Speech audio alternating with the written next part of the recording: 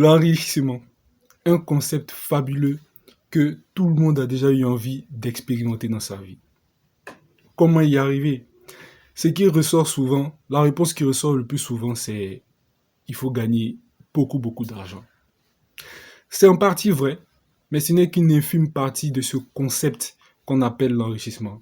Car en réalité, l'enrichissement contient trois grandes étapes.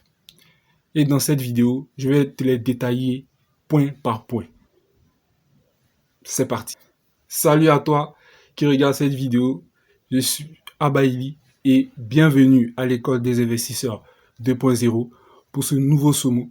SOMO qui signifie leçon ou cours en Swahili. Ici, on parle d'intelligence financière, mindset et plus globalement sur comment impacter ses finances grâce à la spiritualité.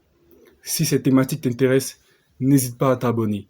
Et passons au sujet. Tout d'abord, il faut déjà poser les bases. Qu'est-ce que l'enrichissement? L'enrichissement, en réalité, n'est qu'un processus qui ne finit jamais. On a tendance à penser que lorsqu'on gagne 10 millions, on est riche. Non, l'enrichissement est un processus qui ne finit jamais. Et elle se décline en deux dimensions. Nous avons d'abord la dimension spirituelle et après nous avons la dimension matérielle ou financière. Les deux sont très liés. Mais ici, on ne va pas parler de la dimension spirituelle pour ne pas complexifier la vidéo. Donc, en ce qui concerne l'enrichissement financier, donc matériel, il y a trois grandes étapes cruciales à connaître et à apprendre surtout. La première étape, c'est la gestion. Oui, avant d'essayer de vouloir gagner des dizaines de millions, il faut déjà apprendre à gérer les 10 000 francs que tu as là, ou les 100 000 francs. C'est très important. C'est vraiment absurde, voire même illogique de vouloir espérer gérer des dizaines, voire des centaines de millions alors que tu n'arrives même pas à gérer 10 000 francs. C'est très important d'apprendre à gérer son argent, donc à avoir de bonnes pratiques quant à la gestion de son argent. Car c'est la première étape qui te permettra de pouvoir obtenir une épargne. Et cette épargne-là te servira dans la seconde étape, qui est, bien sûr, la multiplication. Une fois que tu as ton épargne, il te faudra l'investir. Investir dans des business, en bourse, etc. En tout cas, il y a plein d'opportunités dans lesquelles tu peux investir. Mais avant d'investir, il faut te renseigner. Il ne faut pas se lever et aller comme un naïf, mettre son argent parce qu'on a dit que tel business fonctionne, donc oui, je vais m'y lancer. Non, tous les business fonctionnent lorsqu'on a les bonnes méthodes, lorsqu'on est éduqué et on connaît qu'est-ce qui fonctionne, qu'est-ce qui ne fonctionne pas. Donc si tu n'es pas préparé, ne mets pas ton argent, n'investis pas ton épargne dans n'importe quel projet que ce soit, dans n'importe quel domaine. Il faut d'abord t'éduquer. Voilà. Donc même cette épargne peut t'aider à t'éduquer, donc à payer des formations pour d'abord comprendre le domaine dans lequel tu veux te lancer. Et par la suite, tu peux maintenant investir dans le but de générer des profits. Cela te permettra de faire entrer de l'argent et donc par conséquent d'augmenter ce que tu gagnes.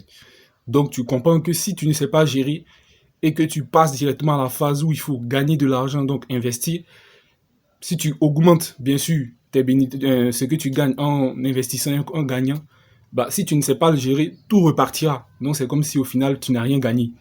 Donc c'est pour ça que la première étape est très importante, la gestion. C'est pour ça que j'ai mis en premier. La gestion, il faut savoir gérer. Une fois que tu sais gérer, tu peux passer à l'investissement.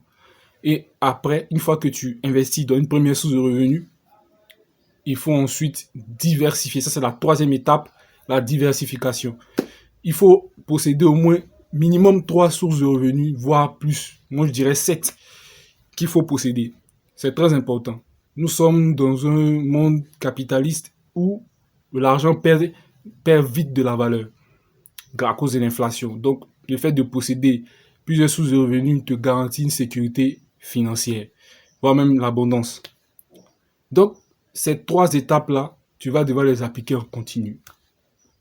En continu. on continue, ça se répète, ça se répète. Donc, tu commences déjà avec 100 000 francs, tu épargnes, tu gagnes, tu épargnes 10 000 francs, tu l'investis, ça te rapporte peut-être, disons, 5 000 francs. Les 5 000 francs, donc ça fait qu'au final, tu gagnes maintenant, au lieu de 100 000 francs, ça devient 105 000 francs.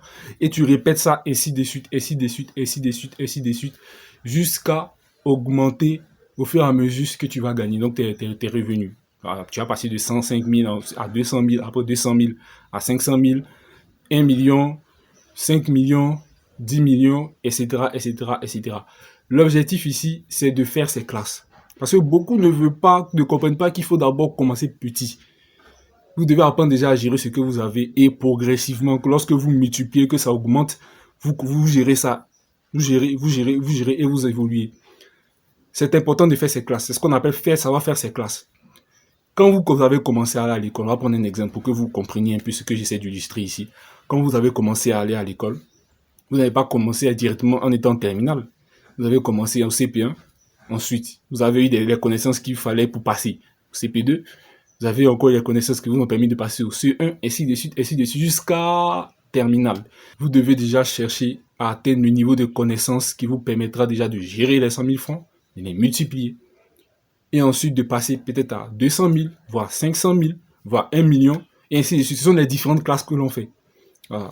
C'est pour ça que je dis que c'est un processus qui ne finit jamais. Parce que ça va arriver à 100 millions, ainsi de suite, 1 milliard, 100 milliards, 1000 milliards, et ça ne finira jamais. Sauf si toi-même, tu décides d'arrêter. Mais c'est un processus qui ne finit jamais. Ça, c'est une boucle qui continue.